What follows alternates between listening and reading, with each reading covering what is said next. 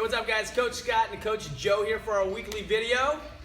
We are going to talk to you guys about how to get better as a veteran CrossFitter and then how you can become better as an athlete, as a new person coming into CrossFit. So, Joe, why don't we start with the basic athlete coming into Stoneway CrossFit as a brand new CrossFitter.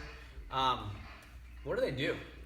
It's a good question, and a question that we get a lot. So I would say that as a new person coming in, it's really important to move slowly. And what I mean by that is observe, listen, absorb, and then practice in a slow, methodical fashion until you get better, more confident at the movement patterns. Because it's really all about moving, it's all about having fun, it's all about being safe, and it's all about taking what you've learned and moving it into your outside life.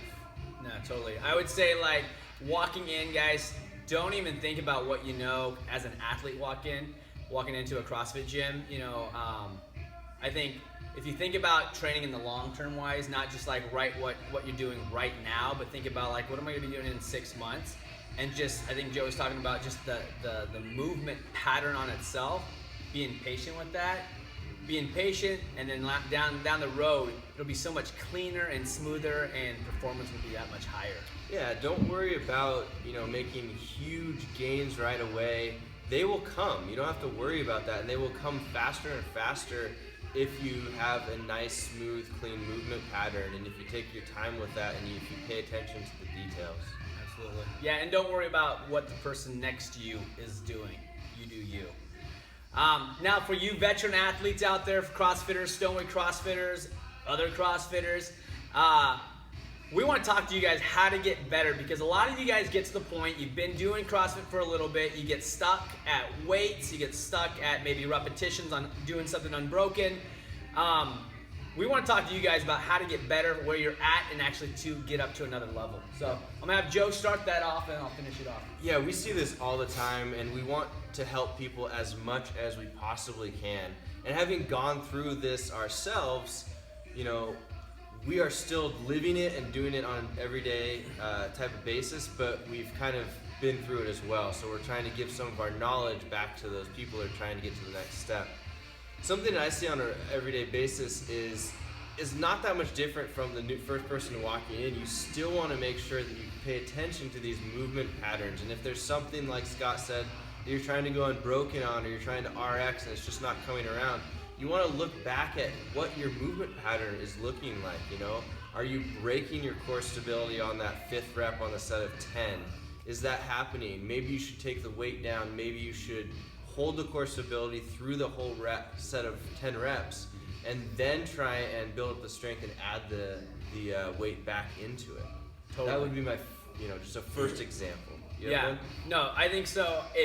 So for example, like with CrossFit and from, let's say, traditional training, I would say that our intensity is higher than, let's say, hitting the bench press and dumbbell rows. Sure. Right?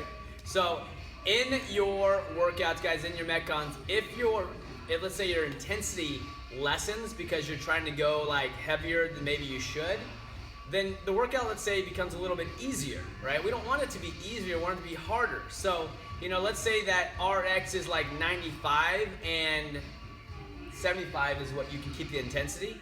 Be patient with that. Like, you want to get better, let's say, like in 5 years. You want to think 7 years. You don't want to think like, hey, I want to RX in 6 months or 12 months.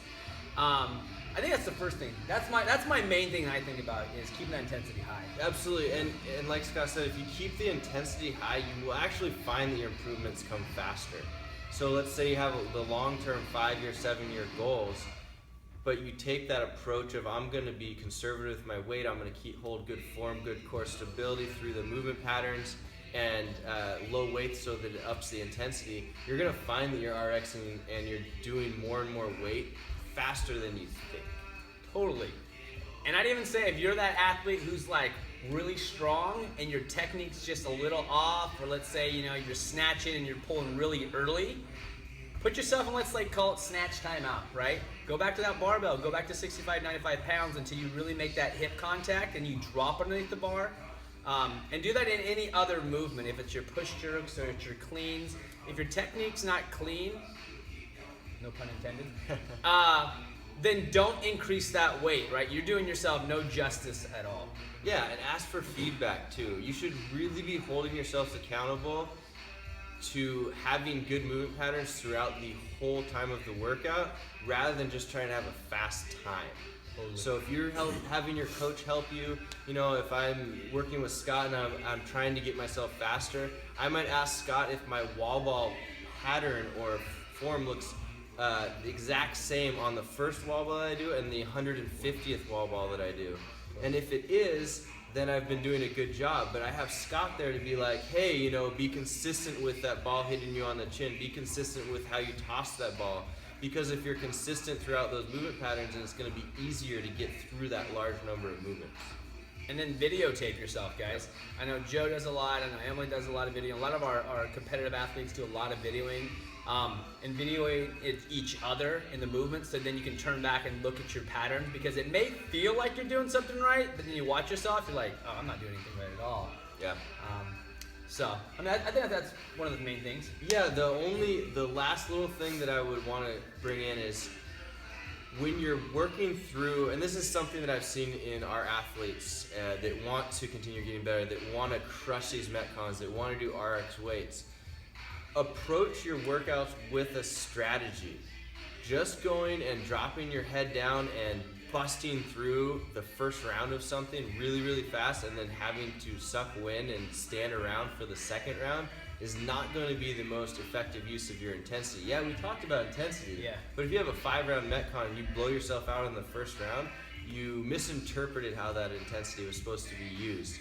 Be consistent with your movement patterns, focus on that, think about that, and then also be very conscious of how you are using up your energy stores, let's say, or how close you get to your red line. But play with it as well. So, I like to always go in with a strategy, know what it feels like when I'm about to just bonk and blow up, and then know how to keep myself just a little bit under that. Or conversely, let's say you made it to the 5th round, you know that you can go over into that red line because you only have 1 round left or 30 seconds left or whatever. Yeah, I think that was great stuff, dude. So guys, I hope this is helpful. Always comment, send in your questions if you have any questions for us. Again, this is how to become a better athlete down the road, not just today and not for tomorrow. As always, guys, we have a week pass, guys. We'll have the link below, so if you're new to us, come in for a free week and see what we have to offer. Or if you have a friend that you might want to give the week pass to, bring them on in. Absolutely. All right, guys. See you guys next week.